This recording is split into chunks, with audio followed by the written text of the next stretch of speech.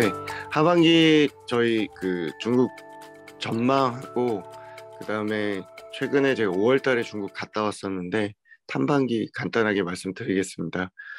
어, 최근에 중국 주식 시장하고 경기 관련해서 좀 기대감이 상당히 시장에서 낮아진 그런 상태입니다.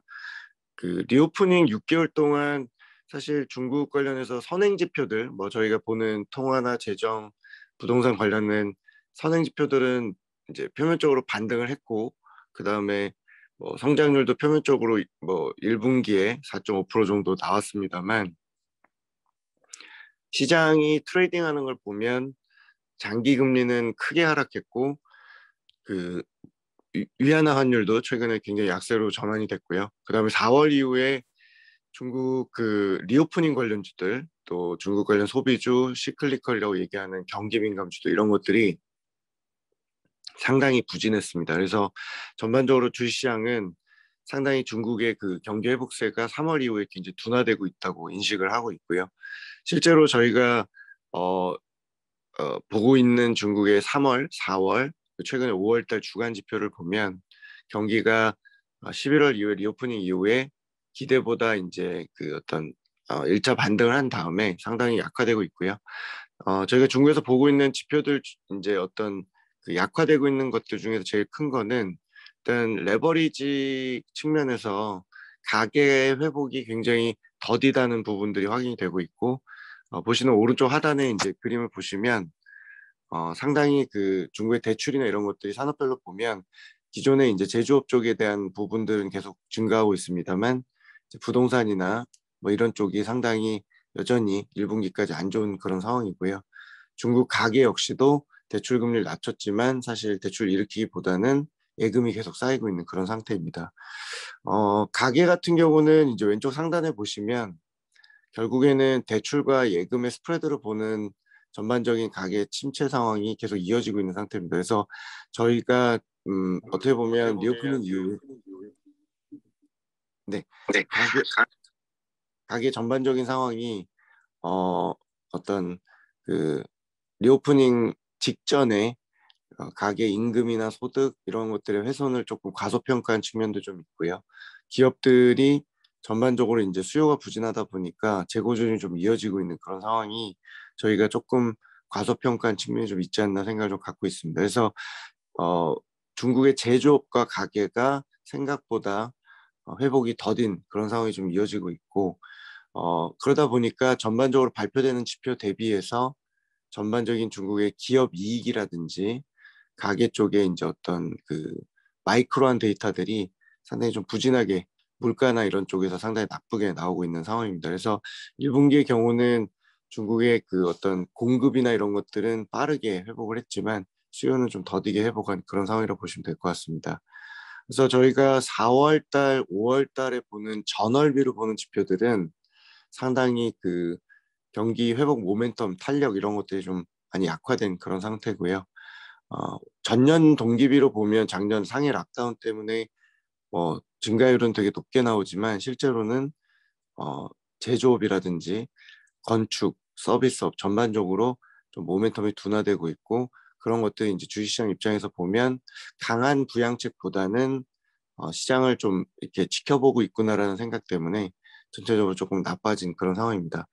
저희가 이번 5월달 중국 탐방에서 현지 기관 한 15개 정도 미팅을 했었는데, 제가 느낀 결론은 전반적으로 부양책이 세게 나오지 않는 거에 대해서 좀 약간 무기력하게 좀 받아들이고 있는 그런 상태였었고, 생각보다 중국 가게나 리오프닝 과정에서 조금 나름대로 이제 상처들이 좀 있었고, 이 과정에서 앞으로 이제 회복이 굉장히 좀 빠르다고 보지는 않는 그런 상태였었고요. 작년에 이제 중국의 임금이나 이런 것들의 상승률이 상당히 낮았다. 그리고 뭐 임금 삭감이나 이런 것들이 많이 이제 있다 보니까 전체적으로 소비하는 것들에 대해서 상반기의 경우는 조금 타이트하게 좀 생각들을 하고 있었고요. 하반기의 경우는 중국에 대해서 이제 전분기로 봤을 때 QOQ로 저희가 볼 때 3분기에 이제 조금 개선은 될 거라는 시각들이 대부분 있었는데, 뭐 근거 중에서 대부분은 서비스업이 먼저 회복을 했기 때문에 서비스업의 임금 상승이나 물가 상승 이런 것들은 기대를 하고 있었고, 1분기에 중국이 이제 부동산 관련해서 뭐 아파트 건설 관련해서 준공이나 완공 관련된 것들을 정부가 좀 추진하고 있기 때문에 이제 그런 수요 관련해서 이런 것들이 내구재 수요를 좀 촉진할 수 있을 것 같다. 뭐 이런 의견들이 좀 있었지만 전반적으로 저희가 볼 때는 조금 생각했던 것보다는 좀 수요에 대한 기대치가 좀 많이 낮아진 상태였고 구조적인 디플레이션 압력이나 혹은 뭐 소비 다운그레이드 이런 거에 대해서 저희가 질문을 많이 했지만 다들 부정은 했지만 전반적으로 조금 팬데믹에 지나면서 느꼈던 그런 것들이 선진국과는 다르게 리오프닝 과정에서 정부의 보전이나 정부의 지원 이런 것들이 좀 많이 약하다는 느낌이었고 기업 위주로 이제 지원을 하다 보니까 채용이나 고용 같은 것들이 빨리 못 따라오면서 조금 생각했던 것보다는 좀 더딘 그런 회복을 좀 얘기들을 했었고요. 제가 중국 지표가 4월 달에 많이 망가졌었는데 그런 시점에 또 5월 달에 중국을 가다 보니까 현지에서 좀 시각들이 좀 많이 부정적이었다라고 체감을 좀 했었습니다.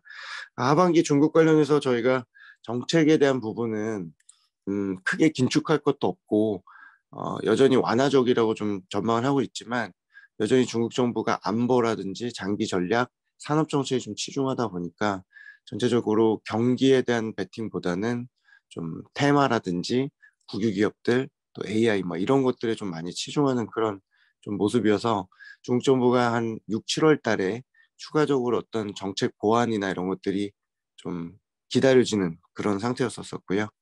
어, 하반기에 저희가 이제 부동산이나 가계 소비 또 재고 사이클 이런 것들의 회복을 좀 기다리고 있지만 여전히 저희가 봤던 것보다는 연초나 뭐 3월, 2월 달에 봤던 것보다는 하반기 회복세 자체는 회복을 하지만 전반적인 각도라든지 탄력은 좀 약화될 것 같고 중국 주식시장 역시도 본토 증시는 여전히 좀 그 종목이나 테마 위주의 알파 뭐 이런 것들에 대한 기대치가 좀 높은 상태였고 경기 관련주에 대해서는 조금 더 전월비로 봤을 때 이번 달 다음 달에 좀 지표를 좀 확인하고 트레이딩 하려는 시각들이 좀 많았다 이렇게 보시면 될 것 같습니다. 이상입니다. 지금 이용재 팀장님께서 접속을 하셨는데 제가 간단하게 우리 이용재 팀장님 소개시켜드리면 사실 그 베스트셀러이기도 한데요. 넥스트머니라고 해서 부의 미래를 바꾸는 화폐 권력의 대이동이라는 책을 쓰신 공동 저자이기도 합니다. STO 입법 쟁점과 디지털 자산 발전 정책 세미나 토론 등도 진행한 증권업계에서는 디지털 자산 관련해서 전문가 중에 한 분이시기 때문에 이번에 특별히 저희가 중국자본시장 연구회 주재 발표자로 선정을 했고요. 즉 현재는 미래에셋증권의 디지털 자산 TFT의 팀장을 맡고 계십니다. 이용재 팀장님 안녕하세요. 네, 안녕하십니까. 제가 30분 정도 말씀드릴 거는 토큰 증권이 왜 중요한가에 대해서 말씀을 드릴 거고요. 네, 지금 뭐 미래에셋 증권도 그렇고 뭐 다른 증권사도 마찬가지고 이제는 은행들도 관심이 되게 많은데 최근에는 뭐 은행들끼리 연합해서 이제 토큰 증권 사업을 준비한다는 얘기도 들려오고 있고요. 그래서 비단 토큰 증권 시장에 대한 관심은 증권사뿐만 아니라 이제 전 금융 영역까지, 전 금융산업 영역까지도 이제 확장되고 있다라고 보고 있고요. 근데 저희 같은 경우는 토큰 증권 시장을 왜 중요하게 보냐라고 물어보신다면 저희는 이제 금융산업의 미래라고 보고 있기 때문입니다. 그래서 오른쪽에 보시면 이제 기존의 동그라미들이 여러 개 있는데 이제 그 회색 빛으로 되어 있는 것들, 전통 자산과 기존 증권이 이제 소위 말하는 전통 금융시장이라고 보고 있고요. 그 다음에 이제 신종 자산과 그것을 담을 수 있는 신종 증권이 나오고 이거를 좀 더 진일보한 기술인 토큰을 접목시켜서 이제 토큰 증권 시장까지 열리게 되면 금융 투자 영역이 확대될 수 있다라고 보고 있기 때문에 이 새로운 영역에서 이제 저희는 새로운 영역에서 증권사들이 선점하기 위해서 현재 다양하게 준비 중이다라고 보시면 될 것 같고요. 네, 다음 페이지 부탁드릴게요. 토큰 증권에 대한 정의를 가볍게 짚고 넘어가도록 하겠습니다. 토큰 증권이란 이제 세 가지 키워드만 아시면 되는데 분산 원장 기술을 활용했다라는 거. 그럼 두 번째는 자본시장법상 증권을 의미한다는 거. 세 번째는 이것들을 디지털화한 것을 의미한다는 거. 그래서 아래 세 가지 키워드를 좀 더 자세히 보시면 이제 분산 원장 기술, 흔히 이제 얘기하는 블록체인 기술이라고 보시면 될 것 같고요. 실제로 그러니까 다수의 원장을 다수의 참여자가 공유하는 네트워크를 이제 블록체인 분산 원장이라고 부르기도 하는데, 해외 같은 경우는 이제 퍼블릭 블록체인으로 하는 게 현재 트렌드긴 한데, 국내 같은 경우는 제도가 초기이다 보니, 그다음에 금융산업에서 다양하게 지켜져야 할 것들이 많다 보니 그걸 준수하는 차원에서 준수하면서 처음 시장을 열다 보니 이제 주로 프라이빗 블록체인으로 논의가 되고 있는 상황입니다. 두 번째는 이제 자본시장법상 증권인데요. 실제로 자본시장법상 증권은 뭐 잘 아시겠지만 6가지 정도가 있습니다. 근데 이 중에서 투자계약 증권은 한 번도 발행이 안 됐었던 증권이고요. 그 다음에 새롭게 더해져서 비금전 신탁 수익 증권이라는 것들을 새롭게 토큰 증권으로 한번 발행해 보면 어떻겠냐라는 게 이제 금융위의 스탠스고요. 실제 이론적으로는 지분증권, 채무증권, 수익증권, 파생결합증권 전부 다 토큰화가 가능한데, 금융위 스탠스는 일단은 새로운 비정형적인 그런 시장을 새로운 증권으로 한번 열어봤으면 좋겠다라는 게 스탠스고요. 그다음에 마지막으로 디지털화라는 것들은 그 증권의 디지털화, 즉 전자증권을 의미하는데, 그러니까 전자증권법상 블록체인, 그러니까 토큰으로 만든 증권도 전자증권법상 효력을 부여하겠다라는 게 주요 골자고요. 근데 이제 미국 같은 경우는 미국이나 이런 다른 나라 같은 경우는 증권의 디지털화를 딱히 법령에서 제한하고 있지는 않습니다. 그래서 다양하게 디지털화를 할 수 있어서 미국 같은 경우는 한국보다 좀 더 먼저 한 2017년도부터 다양하게 토큰 증권, 소위 말하는 증권 토큰들이 발행되고 거래가 되고 있다고 보시면 될 것 같습니다. 다음 페이지 부탁드릴게요. 예, 개념을 잠깐 보고 넘어간다면 지금 금융위는 증권, 그러니까 음식을 증권으로 표현했습니다. 이제 증권이라 하면 이제 다양한 권리에 대한 증명이잖아요. 그래서 다양한 권리를 음식으로 표현하고 이제 그 밑에 있는 이제 발행 형태를 그릇으로 표현했다라고 보시면 될 것 같고요. 그래서 그림을 보시면 알 수 있듯이 정형적인 증권이라고 표현한 금융위가 정형적인 증권이라고 표현한 위에 4가지 증권이 있고요. 그다음에 비정형적인 증권이라고 표현한 오른쪽 2가지 증권이 있습니다. 그래서 비정형적인 증권이란 뭐 실제 발행 및 유통되고 있지 않은 증권을 의미하고, 뭐 정형화되어 있지 않은 권리들 뭐 이런 것들을 의미한다고 보시면 될 것 같고요. 소위 말하는 새로운 기초 자산들이죠. 기존의 증권으로 증권을 할 수 없었던 기초 자산들을 이제 위에 이제 주황색으로 표시된 2가지 증권으로 증권화했으면 좋겠다라는 거고요. 이거를 활용할 때 너네들이 전자증권으로 발행을 해도 되고 토큰 증권으로 발행해도 된다라는 게 이제 이번에 가이드라인이라고 내용이라고 보시면 되고, 그래서 전자증권 및 토큰 증권은 공통적으로 증권의 디지털화의 2가지 방법이라고 보시면 될 것 같고요. 기존에는 전자증권으로 디지털화하는 것만 금융당국에서 인정을 했는데, 이번에는 분산원장을 활용한 토큰 증권도 전자증권으로 이제 효력을 부여하겠다라는 거죠. 그러니까 분산 원장도 공적인 장부로 인정을 하고 제3자 대항력과 법적 효력을 부여하겠다라는 게 이번 가이드라인의 골자입니다. 예, 다음 페이지 부탁드릴게요. 네, 기반 기술에 대해서 아주 간단히 살펴보면 좋을 것 같아서 좀 넣어놨고요. 왼쪽에 있는 일반 블록체인이 여러분이 아시는 이제 이더리움이나 뭐일까요? 뭐 클레이튼 뭐 이런 것들과 같은 일반 블록체인이나 퍼블릭 블록체인이라고 보시면 될 것 같고요.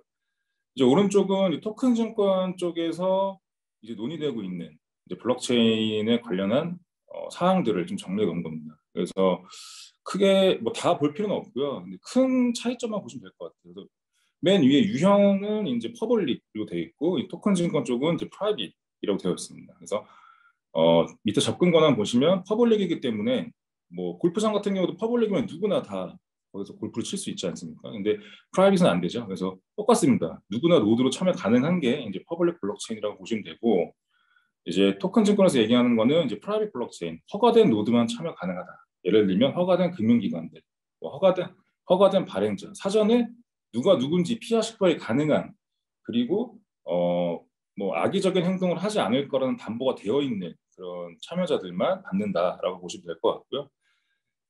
그다음에 쭉 내려가서 보시면은 중요한 게 자체 토큰 유무 중간쯤에 있는데요. 일반 블록체인, 예를 들어 이더리움 같은 경우는 자체 토큰이 있습니다. 그 이더리움이란 네트워크를 쓰기 위해 필요한 보수나 이런 것들을 가스 수수료를 지불하기 위해 필요한 이더가 있죠. 근데 이런 것들이 이제 거래소에서 거래가 되면서 다양하게 가격이 변동되고 있고요. 근데 지금 금융위가 얘기했던 이제 국내 토큰 증권 블록체인은 자체 토큰이 없어야 된다라는 게 주요 사항입니다.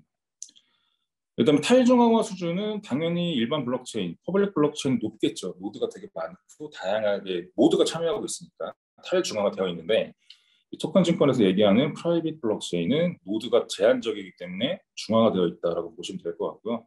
그런 중앙화되어 있기 때문에 노드 간 통신, 노드가 몇 개 없기 때문에 통신이 빠르겠죠. 그래서 속도가 빠르다라고 보시면 될 것 같고요. 그다음에 중요한 게 이제 금융 호환성이죠. 맨 마지막에 보시면 일반 블록체인은 이제 이더리움 같은 경우는 애초에 태생이 이제 금융 거래만의 목적으로 만들어진 네트워크가 아니다 보니 이제 여기에 다양한 기술들을 레이어로 얹어서 이제 만들어야 되는 단점이 있고요. 이 토큰 증권 블록체인은 애초에 이제 금융 사업에 활용될 목적을 가지고 새롭게 만드는 거기 때문에 이제 그런 것들을 애초에 만들어서 체인을 만들어낼 수 있다라는 장점이 있습니다. 대표적인 예시는 밑에 이게 비트코인, 이더리움, 뭐 솔라나 같은 것들이 있고요. 뭐 오른쪽에 토큰 증권 블록체인 얘기하는 거는 이제 주로 대표적인 프라이빗 블록체인들, 뭐 하이퍼레저 계열이 있고, 혹은 이더리움 소스 코드를 가져와서 이제 엔터프라이즈 레벨로 만들어내는 그런 것도 있어요. 그래서 뭐 예를 들면 JP 모건이 만든 뭐 쿼럼 같은 것들이 있고요.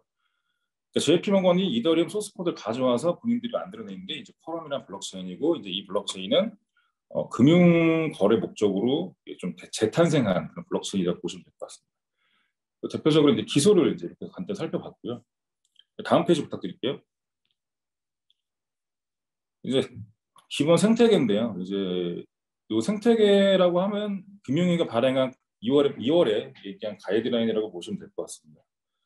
크게 위에 보시면 세 가지 사업자들이 있을 것 같아요. 그래서 첫 번째는 이 기초자산 보유자들이 있겠죠. 발행 희망자들, 그러니까 자금을 조달할 니즈가 있거나 자산을 유동화할 니즈가 있거나 이런 두 가지 니즈가 있고, 나아가서 토큰 증권을 발행함으로써 자금 조달과 자산 유동화에만 그치지 않고 본인의 코어 비즈니스에 활용하고자 하는 그런 발행자들이 현재 되게 많습니다. 지금 아직 제도가 되지 않았음에도 불구하고 가이드라인만 나왔음에도 불구하고 굉장히 다양한 산업에서 토큰 증권 발행 희망자들이 많이 있고 미팅 요청을 해오고 있는 상황이고요.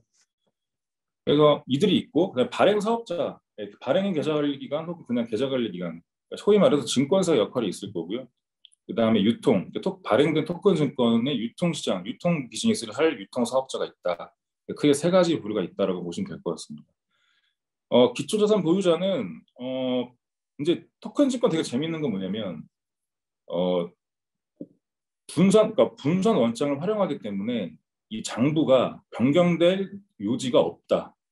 변경될 그런 가능성이 희박하다라고 금융위가 인정을 했고, 그렇기 때문에 기초자산을 보유한 사람들이 증권을 발행할 수 있게 하는 새로운 제도를 만들었습니다. 발행인 계좌관리 기간이라고 해서 실제로 이 발행인 계좌관리 요건을 충족하게 될 경우에는 기초자산 보유자, 그러니까 발행자들이 직접 토큰 증권을 발행할 수 있게 된다. 발행인 계좌관리 요건은 이제 밑에 보시면 다양한 요건이 있을 것 같아요. 그 중에서 이제 자본금 요건도 있을 것 같고요. 뭐 인적 요건, 뭐 그런 인프라 같은 것들도 갖춰야 되고 다양한 심사 요건들이 있을 것 같습니다. 이런 것들 통과할 경우에는 기초자산 보유자, 발행 희망자들이 직접 발행인 계좌관리 라이센스에 따서 토큰 증권을 발행할 수 있다라고 보시면 될 것 같고, 발행 계좌관리 기간을 안 딸 경우에는 이제 계좌관리 기간을 통해서 그러니까 소위 말해 증권사를 통해서 토큰 증권 발행 업무를 하면 된다라고 보시면 될 것 같습니다. 그래서 위의 케이스, 네모칸 두 개 나눠져 있는 케이스가 이제 기초자산 보유자가 발행인 계좌관리 기간이 아닐 때 이제 증권사와 함께 이제 토큰 증권을 발행하는 케이스를 위의 케이스라고 보시면 될 것 같고요. 밑에 이제 회색 박스로 한 회색 박스 전체 돼 있는 것들, 이거는 이제 기초자산 보유자가 별도의 증권사 거치지 않고 발행인 계좌관리 기간 라이센스를 따서 토큰 증권을 발행하는 케이스라고 보시면 될 것 같습니다. 그다음에 중요한 게 이제 발행과 유통에 대한 이제 실질적인 겸업 금지를 금융위가 이제 얘기를 했고요. 이거에 대해서는 현 증권업계 그거랑 똑같이 이제 발행과 유통에 있어서 두 군데서 동시에 수익을 창출하면 안 된다라는 게 금융위 스탠스고요. 그다음에 유통사업자에 보시면 이제 소규모 장외 시장을 조성할 계획입니다. 토큰 증권에 대해서.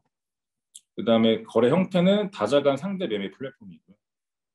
그다음에 이해상충 방지를 위해 발행, 인수, 주선한 증권의 중개를 제한한다. 그러니까 발행, 인수, 주선한 토큰 증권의 유통은 안 된다라는 거죠. 그다음에 유통 대상은 일단 첫 번째로 투자계약증권, 비금저 신탁 수익증권이라고 보시면 될 것 같고요. 그다음에 여기도 마찬가지로 장외 중개 매매업자 신설할 계획. 그래서 뭐 들리는 소문에 의하면 투자 매매 중개업 라이센스를 준하는 그런 라이센스, 일단 그 라이센스 갖고 있어야 되고 거기서 이제 겸업 신청을 하게 되면 이 장외 중개 매매업자를 라이센스 받게 되는 거고요. 그래서 뭐 일각에서는 뭐 토큰 기존에 이제 코인 거래소들이 장외중개 매매업자 라이센스 따고 싶다 뭐 이런 좀 얘기를 하는 것 같습니다. 근데 금융위가 쉽게 그쪽에 이 라이센스 주진 않을 것 같고요. 금융위 스탠스는 일단은 비증권형 토큰과 증권형 토큰에 있어서 명확하게 선을 긋는다는 입장이기 때문에 기존의 코인 거래소들이 이 증권형 토큰 거래까지 사업 영역을 확대하는 거에 있어서 쉽게 허락해 주실 것 같지는 않습니다. 이런 상황이고, 그 다음에 보시면은 한국거래소가 이제 디지털 증권 시장을 개설할 겁니다.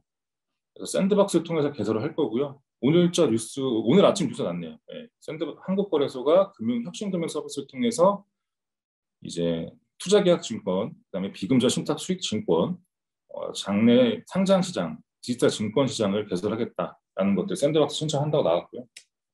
이게 통과될 경우에는 이제 투자계약증권, 비금저 신탁 수익증권 상장시장이 열린다. 근데 중요한 건 이게 증권의 상장시장이지 토큰 증권의 상장시장은 아니다. 적혀져 있듯이 토큰 증권을 발행했다 하더라도 이제 한국거래소 상장하고 싶을 경우에는 이제 분산 원장을 버리고 다시 이제 중앙화된 원장을 써야 된다라는 얘기입니다. 그래서 약간 이게 조금 현재는 좀 굳이 이럴 거면 토큰 증권 발행할 니즈가 과연 있을까에 대한 얘기가 나올 정도로 왜 이렇게 했는지에 대해서 좀 약간 의문이 있고요. 실제로 한국거래소 같은 경우는 작년 제가 알고 있는 버전으로는 토큰까지 거래시키겠다고 했는데 일단 나온 거는 이제 토큰 떼고 증권만 거래시키겠다라는 걸로 바뀐 것 같고요. 그 다음에 이제 한국거래소가 살짝 발을 빼다 보니 이제 금투협의 ATS 쪽이 굉장히 적극적으로 이쪽에 대해서 나서고 있는 상황입니다. 그래서 넥스트 트레이드라는 그런 ATS 그 회사에서 지금 현재 한 몇 주 전에 증권사 회원사 주주분들 모시고 아마 메인넷을 만들겠다, 토큰 증권을 활용할 메인넷을 만들겠다라고 아마 발표한 걸로 알고 있고요. 그래서 이쪽 시장에 대해서 굉장히 관심이 많고 향후 먹거리라고 보고 계신 것 같습니다. 그런 상황이고. 다음 페이지 부탁드릴게요. 네, 주요 쟁점 사항들이 있습니다. 지금 토큰 증권 시장을 육성도 해야 되고, 또 투자자 보호도 해야 되고, 또 투기를 억제해야 되고, 또 다양한 이제 쫓아야 될 다양한 토끼들이 있는데 이제 이런 것들에 대한 밸런스를 맞추기 위해서 불거진 쟁점들을 한번 체크해봐야 되지 않나라는 차원에서 이제 넣어놓은 거고요. 일단은 뭐 빠르게 넘어가도록 하겠습니다. 여기는 첫 번째는 이제 분산원장 호환 이슈가 있을 겁니다. 그래서 지금 쉽게 말해서 아까 맨 처음에 말씀드렸던 그런 블록체인들이 복수로 나올 가능성이 높습니다. 뭐 대형 증권사들은 이제 자체 블록체인을 만들려고 하는 데들도 있고, 혹은 또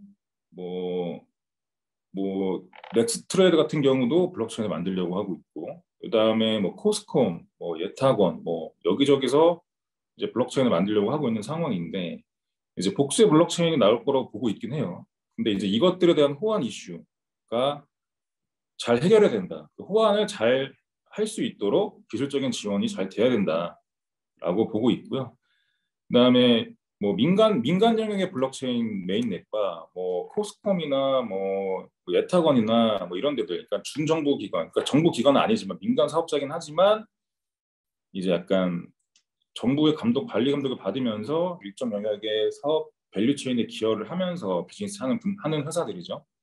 근데 이런 회사들 간에 이제 블록체인 메인넷 플랫폼 경쟁이 일어날 텐데 이게 상호 선의의 경쟁이 좀 이루어졌으면 좋겠다라는 게 중요한 것 같습니다. 왜냐하면 지금 토큰 증권 비즈니스를 국내에서만 하려고 한다면 굳이 할 필요가 없어요. 토큰 증권, 미래에셋 같은 경우는 토큰 증권을 열심히 하려고 하는 이유 중에 중요한 것 중에 하나가 해외와 호환입니다. 그러니까 미국, 싱가포르, 독일, 일본 등과 같은 금융 선진국들은 이미 토큰 증권이 나오고 있기 때문에 이제 이들 시장과 한국 시장을 연결하는 게 저희의 미션 중에 하나입니다. 그렇기 때문에 저희가 토큰 증권에 투자를 하고 선점하려고 하는 거지, 이게 단순히 뭐 한우 같은 거 쪼개서 토큰 증권을 팔고 국내에서 뭐 이거 하려고 하는 건 아니거든요. 그래서 이제 그러니까 보더리스하고 심리스한 글로벌 금융시장을 좀 만들려고 하고 있는데, 그래서 저희 같은 경우는 이제 해외 글로벌 증권사들과 글로벌 금융당국들과 계속해서 커뮤니케이션 하려고 하고 있고요. 이미 하고 있기도 하고. 그러면서 이제 거기 나왔던 다양한 아이디어들을 금융에 전달하려고 하고 있습니다. 여튼 중요한 거는 이제 해외와 글로벌 시장과의 호환인데, 이제 국내에서 토큰 증권 플랫폼들이 선의의 경쟁을 하지 않으면 글로벌 시장과 경쟁하거나 따라가기가 쉽지 않습니다. 근데 이런 것들을 좀 잘 시장에서 잘 조율이 되길 바라고 있고요. 두 번째는 이제 발행 투자 한도 이슈죠. 이거는 뭐 초기다 보니 이제 투기를 억제하는 측면에서 발행 및 투자 한도 이슈를 두는 거는 다들 공감을 하고 있고요. 근데 이런 것들이 시장이 건전하고 되게 잘 돌아가고 있구나, 이게 진일보된 기술이 맞구나라는 것들을 확인됐을 때는 이제 기민하게 발행과 투자 한도 이슈가 늘어나길 바라고 있고요. 실제로 뭐 작년 버전에서 되게 말도 안 되는 금액이 책정되어 있었다가 올해 가이드라인에서는 숫자가 빠져가지고 아마 그런 것들, 아마 작년에 나와 있던 숫자들 뭐 연간 1,000만 원 뭐 이런 것들은 아마 실제 제도화 됐을 때 좀 더 많아질 것 같습니다. 그다음에 일단 발행 한도 이슈가 실질적으로는 없어요. 근데 이제 소액 공모로 할 경우에는 이제 소액 공모가 30억까지 늘려주고 소액 공모 티어 2로 해서 100억까지 늘려주겠다라는 얘기고요. 실제로 토큰 증권의 발행 한도는 얼마입니다라고 정해진 건 없기 때문에 이게 혼돈하면 안 돼. 혼돈하시는 분도 있는데 그게 아니다라는 것들이고요. 세 번째 보시면은 이제 장외 유통 활성화 방안이 좀 필요하다. 물론 이제 좋은 기초자산을 갖고 있는 토큰 증권들이 많이 나와야 이제 2차적으로 유통에 대한 니즈가 생길 텐데, 그 생겼을 때를 대비해서 좀 미리 좀 정비가 필요하다라는 것들. 왜냐면 KRX가 토큰 증권 상장을 안 한다고 얘기를 했기 때문에. 근데 뭐 아예 영구히 상장 안 한다고 얘기한 거 아니고 좀 지켜보겠다라고 얘기했기 때문에 또 바뀔 수 있긴 합니다. 그래서 그런 것들이 좀 빨리 좀 잘 바뀌었으면 좋겠다. 장외 유통 시장이 활성화되기 위해서 좀 정부와 민간이 좀 같이 머리를 맞대고 좋은 방안을 만들었으면 좋겠다라는 얘기고요. 다음 페이지 부탁드릴게요. 그다음에 4번은 약간 기술적인 이슈라서 좀 넘어가고요. 5번 이슈는 이제 토큰 증권의 플랫폼을 만들 때 있어서 사용하고 있는 이제 블록체인이죠. 여기에 다양한 산업의 플레이어들이 들어와서 노드로 들어와야 발행한 토큰 증권에 다양한 기능들을 부여해서 이 시장을 좀 더 활성화시킬 수 있다라는 게 저희 생각입니다. 그래서 그림 보시면은 이제 미래에셋 예시를 들어놨는데, 이제 미래에셋 토큰 증권 생태계라고 적어져 있고 위에 보시면 뭐 다양한 자산들이 토큰화 될 수 있다라고 그림을 그려놨죠. 근데 이제 저 기초 자산들을 갖고 있는 발행 회사들까지도 저희가 만든 블록체인에 들어와 있어야 이 토큰 증권과 분산업장을 활용해서 다양하게 좋은 서비스를 만들 수 있다라고 하는 얘기입니다. 그래서 뭐 예를 들면은 이제 뭐 영화 같은 것들이 있겠죠. 예를 들어서 모 제작사가 이제 저희 토큰 증권 생태계를 통해 토큰 증권을 발행해서 자금을 조달하고 이제 그 회사가 이제 저희가 만든 블록체인의 노드로 들어올 경우에 이제 이 회사의 장점은 자금 조달, 그러니까 본인들이 발행한 토큰 증권의 홀더들을 분산원장을 통해서 실시간으로 확인할 수가 있습니다. 이게 뭐 주주명부 확인할 때 막 어디 뭐 되게 다양한 단계를 거치고 이게 또 실시간도 아니고 되게 불편한 게 있는데 이제 분산원장을 활용할 경우에는 이제 본인들이 발행한 토큰 증권의 홀더들을 굉장히 빠르게 실시간으로 볼 수 있기 때문에 그 홀더들 대상으로 굉장히 다양한 혜택을 줄 수가 있습니다. 거기에 또 NFT도 붙여서 다양한 웹3 서비스를 또 만들어낼 수가 있고요. 그래서 실제로 토큰 증권을 발행하고자 하는 발행 희망사들은 지금 이미 자금 조달 및 자산 유동화뿐만 아니라 나아가서 블록체인을 활용해서 어떤 서비스를 또 붙일까에 대해서 고민까지 하고 있기 때문에 기존의 이제 증권을 통한 자금 조달 시장과는 좀 많이 성격이 다르다라고 보시면 될 것 같고요. 다음 페이지 부탁드릴게요. 예, 여기까지가 이제 토큰 증권 얘기를 좀 잘 설명을 드린 거고요. 지금 이제 토큰 증권이 왜 중요한지에 대해서 간단히 말씀드릴게요. 일단 토큰 증권은 투자계약 증권이란 거를 잘 활용할 수 있는 판을 깔아줬다라고 보시면 될 것 같아요.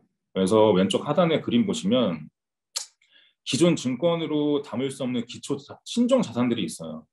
근데 이걸 이 기존 증권으로 안 담기기 때문에 이제 증권화가 안 됐던 것들이죠. 그래서 이런 것들을 투자계약 증권으로 증권화해서 하게 되면 굉장히 다양한 자산을 증권으로 만들 수 있고 새로운 증권 시장을 만들어낼 수 있다라고 보시면 될 것 같고 시대가 변해가지고 더 이상은 이제 새로운 자산들을 증권하는 거에 대한 니즈를 금융 당국이 무시할 수는 없게 된 거죠.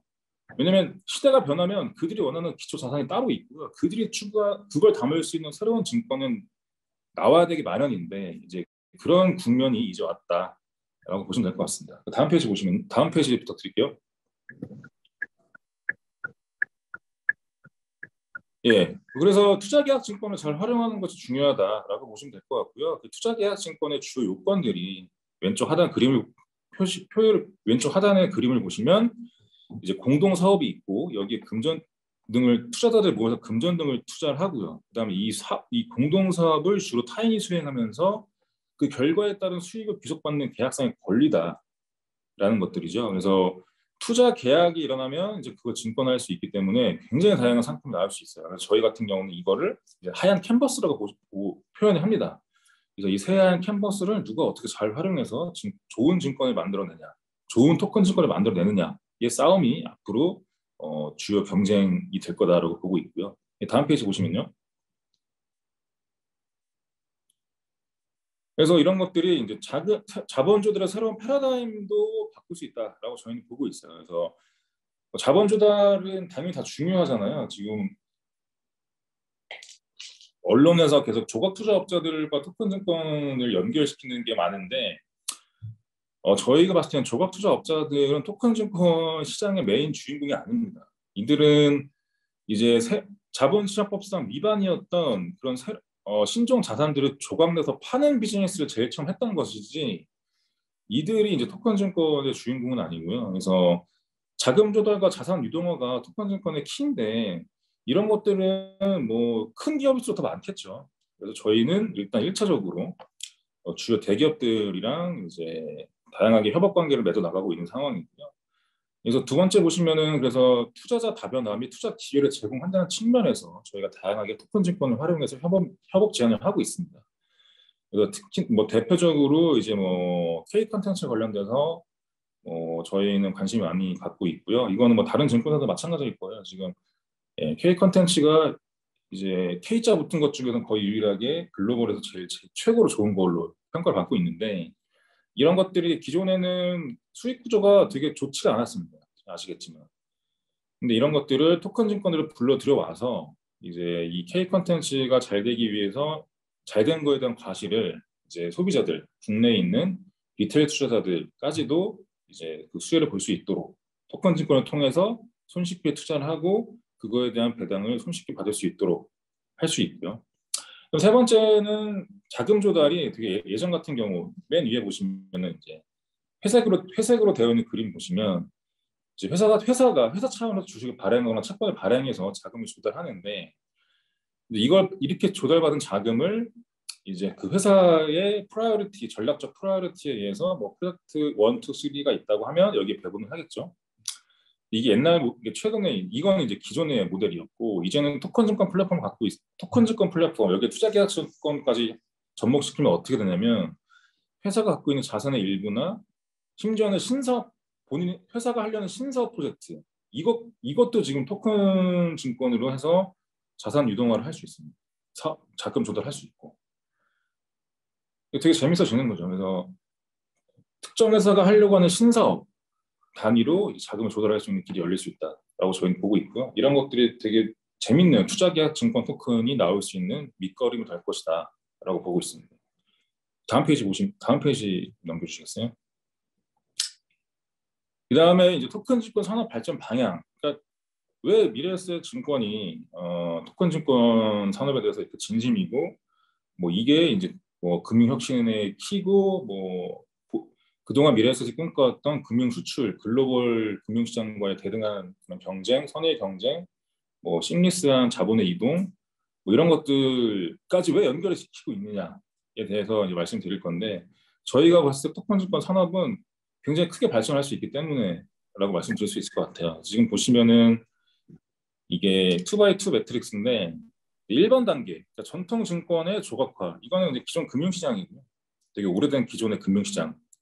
그 다음에 2번 단계, 그러니까 신종증권 나오고 조각을 낼 수 있고 이걸 신종증권으로 담을 수 있다라는 게 이제 2번인데 이제 2번 케이스가 이제 현재 한 몇 년 전이 불과 몇 년 전 뮤직하우나 이런 다양한 조각투자 업자들이 이제 새로운 자산을 쪼개서 이제 비즈니스를 하기 시작했던 그때라고 보시면 될 것 같아요. 그다음에 지금은 이제 3번 단계로 나아가고 있다. 신종증권을 가지고 이제 토큰 기술을 연결해서 토큰화하는 것까지도 지금 보고 있고 그걸 제도화하겠다라는 게 내년 말이죠. 그래서 이제 저희가 현재는 어디 있냐? 2번과 3번 사이에 있다고 저희는 보고 있고요. 3번 단계로 가게 되면은 블록체인 기술이 저변이 되게 확대되어 있을 거고요. 이 토큰 증권의 거래에 적합한 블록체인도 개발하고 해 있을 거고 그다음에 웹3 플랫폼이 태동될 겁니다. 지금 증권사들이나 은행들이 다양하게 토큰 증권이라는 그런 비즈니스를 코어로 해서 다양하게 연합체를 만들고 있죠. 근데 이런 것들이 잘 되면 이제 하나의 클러스터, 뭐 약간 얼라이언스 플랫폼이 될 거예요. 이런 것들이 생겨난다. 지금 이미 태동되고 있는 상황이죠. 연일 뭐 어느 회사가 손을 잡았습니다. 이런 뉴스가 나오기 때문에. 그다음에 토큰 증권 매매 시장이 활성화돼야 되고요. 근데 이게 됐을 때 이제 4번 단계로 넘어가게 되는데 4번 단계의 핵심은 이제 3번 단계에서 만들었던 웹3 플랫폼들끼리 이제 본격적인 경쟁이 시작되는 거고요. 그 플랫폼들끼리 그 안에서의 독립된 경제 생태계가 꾸려질 겁니다. 그 다음에 중요한 게 전통 증권의 본격적인 토큰화가 시작될 거예요. 미국이나 싱가포르처럼. 그러니까 우리나라는 지금 신종증권을 하라고 하는 거고 미국이나 일본, 미국 같은 경우는 전통증권, 기존 전통 금융 상품을 토큰하는 거에 관심이 많은데 이제 국내로 한정해서 봤을 때 이제 3번 단계에서 신종증권을 토큰화했더니 되게 좋구나, 되게 선례가 많구나, 되게 편리하구나, 이게 차세대 파이낸셜 비이클이 될 수 있겠구나라는 것들이 증명이 돼야 국내에서는 그러면은 전통 금융 상품들 중에서 단점이 있는 것들, 뭐 만기가 있거나 투자 절변이 협소하다거나 정보의 비대칭성이 크다거나 뭐 이런 증권들을 한번 토큰화 해볼까라는 니즈가 생길 거고요. 근데 그런 것들까지도 성공적으로 토큰화가 될 경우에는 기존에 있는 상장증권, 상장 주식 같은 것들도 토큰화 될 수 있는 시장까지 펼쳐질 거라고 저희는 보고 있어요. 그래서 좀 장밋빛 미래를 말씀드리자면 모든 금융 자산들이 다 블록체인 위에서 올라갈 수도 있다라고 저희는 보고 있기 때문에 이쪽에 대해서 좀 투자를 많이 하고 있는 거고. 다음 페이지 부탁드릴게요. 그래서 이제 간단하게 저희 전략, 저희 전략에 대해서 크게 궁금하시지 않을 수도 있겠지만 저희가 이제 어떻게 이걸 준비하고 있는지에 대해서 간단히 말씀드릴 거고요. 또 제가 알기로는 중국 자본시장 연구원에 이제 금융기관에 계신 분들 굉장히 많은 걸로 알고 있는데 이제 각자 회사에서 이제 혹시나 토큰 증권 비즈니스를 하고 계신다면 저희의 전략을 보시고 또 저희랑 뭐 같이 할 수 있는 게 있는지 뭐 있다면 연락 주시면 되게 감사하겠습니다. 그래서 이제 그런 차원에서 이제 말씀드리는 거고요. 일단은 뭐 말씀드리면서 다 중간중간 말씀드렸는데 스텝 1, 스텝 2가 있어요. 스텝 1은 당연히 이제 플랫폼을 만드는 겁니다. 그래서 저희는 이제 플랫폼을 구축하는 비즈니스 그걸 지금 하고 있고요. 그다음에 두 번째는 이제 아까 얘기했던 웹3 플랫폼, 그다음에 이런 플랫폼끼리 독립된 경제가 펼쳐질 수 있다고 보고 있기 때문에 그거에 대비하고자 이제 Next Finance Initiative라는 이니셔티브 하나, NFI가 하나 있고요. 이거는 이제 다양한 업종의 대표 대기업들의 연합이고요. 그 다음에 두 번째는 ST 워킹그룹에 적혀 있는 것들은 이제 토큰 증권 발행 유통에 대한 실질적인 비즈니스를 위한 이제 협력체라고 보시면 될 것 같아요. 이 두 가지를 지금 구축을 하고 있다라고 보시면 될 것 같고, 세 번째는 스텝 2인데 말씀드렸듯이 이제 글로벌 네트워크를 활용해서 그런 보더리스한 금융 시스템을 만드는 거죠. 그래서 해외에 있는 기초 자산을 저희가 토큰 증권을 가져와서 국내에 판매를 한다거나 국내에 있는 유망한 기업들이나 그런 프로젝트를 이제 해외로 갖고 나가서 해외 쪽에서 토큰 증권을 판다거나 이런 크로스 셀링, 크로스 비즈니스를 가능하게 하도록 이런 거 저희가 좀 해볼 생각입니다. 페이지 넘겨주시고요.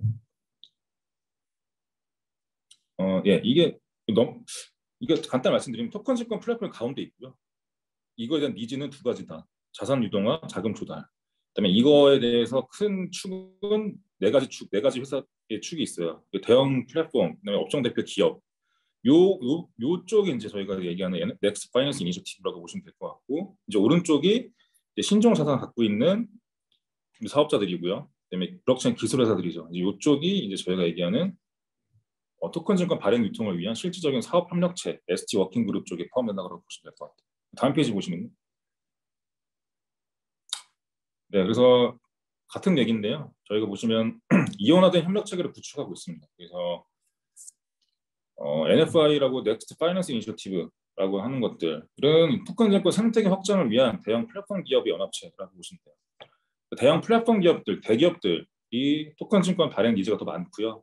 그다음에 투자자 보호를 하기에도 더 용이하고 또 다양한 서비스 이 많은 고객 기반과 다양한 서비스를 이미 갖고 있기 때문에 이들 간의 시너지도 더 잘 납니다. 그래서 저희는 이제 NFI 차원에서는 대기업들과 연합을 하고 있어요. 그중에 NFI 첫 번째 기업이 이제 SK텔레콤이고요. 아마 내일 모레 또 하나의 대기업이 참여하고 이제 아마 그게 보도자로 나갈 겁니다. 그래서 저희는 이제 NFI에 추가를 하고 있는 상황이고요. 그다음에 ST 워킹그룹이라고 해서 이제 실무 협의체라고 되어 있죠. 그래서 크게 세 가지 그룹이 있습니다. 비즈니스, 테크, 리걸 이렇게 있고요. 비즈니스는 이제 발행 희망 회사, 서비스 회사라고 보시면 되고, 테크는 기술 회사. 근데 여기에 이제 저희는 글로벌 블록체인 메인 네트가 다 들어가 있습니다. 국내 회사뿐만 아니라 해외 회사까지 저희는 포함시키고 있고요. 그다음 리걸은 이제 국내 대표 로펌들로 구성이 되어 있습니다. 이렇게 해서 이제 ST 워킹그룹과 NFI가 서로 시너지가 날 수 있도록 해서 토큰 증권 생태계가 초반에 굉장히 투자자 보호가 잘 되면서 양질의 기초자산을 토대로 한 토큰 증권이 시장에 나올 수 있도록 이제 저희가 이제 다양하게 노력을 하고 있다라고 말씀드릴 수 있을 것 같습니다. 혹시 다음 페이지 있나요? 이게 제가 이게 마지막인 거. 예. 요거까지 말씀드릴게요. 예. 보시면 이제 NFI에 대한 목적이 있어요. 저희가 대기업 연합체를 왜 만드냐면 첫 번째가 플랫폼 확장성 때문입니다. 대형 플랫폼 기업들 및 업종 대표 기업들과 협업을 통해서 초기 빠른 고객 확보. 뭐 SKT 같은 경우는 뭐 3천만 명 정도 되고요. 저희 같은 경우는 이제 300만 명 정도 되는데, 물론 약간 이걸 산술적으로 더하는 게 의미가 없지만 이제 고객 기반이 넓은 회사들끼리 이제 뭉치겠다라는 거고요. 두 번째는 혁신성 추구하는 거죠. 그래서 전통 증권 기능을 넘어서 아까 블록체인을 활용해서 다양하게 이제 연결시켜서 다양한 서비스를 연결시킨다고 말씀드렸죠. 근데 그런 것들, 그 서비스들을 대기업들이 더 많이 갖고 있기 때문에 더 재밌는 걸 만들 수 있을 것 같아요. 그래서 혁신성을 추구할 때도 용이하고, 세 번째는 저희가 또 중요한 건데 이제 패러다임 혁신을 위한 공동 제안을 할 겁니다. 그러니까 다양하게 투자자 보호나 이제 해외 시장과의 연동이나 해외 금융 당국과의 그런 규제 공조나 이런 것들을 저희가 다 몸소 나서서 뭔가를 먼저 만들고 이거를 금융당국에 제안을 할 거예요. 근데 이런 거를 이제 대기업들 연합된 이 이니셔티브 차원에서 하게 되면 또 목소리에 더 무게감이 실리기 때문에 이제 이걸 하는 거고요. 네 번째는 뭐 글로벌 경쟁력이죠. 이미 지금 해외에서는 미래에셋과 SKT가 연합을 했다는 걸 다 알고 있고 다양하게 제안이 오고 있고요. 근데 이런 것들 통해서 이제 글로벌 경쟁력을 확보하겠다라는 얘기입니다. 시간 다 돼서 이 정도까지 말씀드립니다. 네, 감사합니다. 네, 감사합니다.